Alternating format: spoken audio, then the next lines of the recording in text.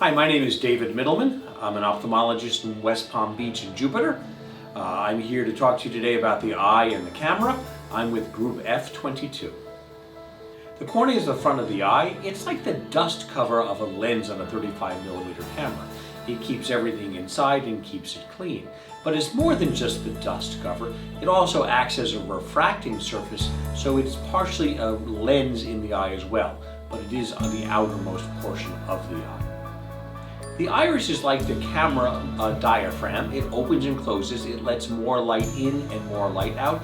It also affects the depth of focus, just like a diaphragm on a camera. So the lens in the eye is like the lens in a camera, and it changes and it focuses. But the lens in the eye is more of a fixed focal length lens. It doesn't zoom in and out. For the eye, you get closer and further. For a lens on a camera, you can zoom in and out.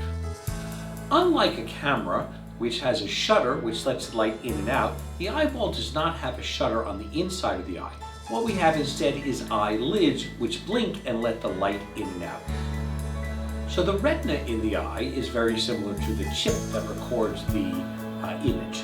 A chip records the image electronically, and the eye records the image, the retina records the image with electromagnetic radiation or light. And then it sends it to the processor or to the brain. The retina in the eye is like the microchip, and it consists of rods and cones. Rods do black and white, cones do color. Similarly, in a microchip, there are pixels. There are small pixels and there are large pixels which provide different colors. They work similarly, although somewhat differently. Light is electromagnetic radiation. We see light as white, but in fact, if you run the light through a prism, you can see it has multiple colors. The eye divides this multiple colors into red, green, and blue. Similarly, in a microchip, the electromagnetic radiation is also picked up as red, green, and blue, and then put together as colors when they're separated.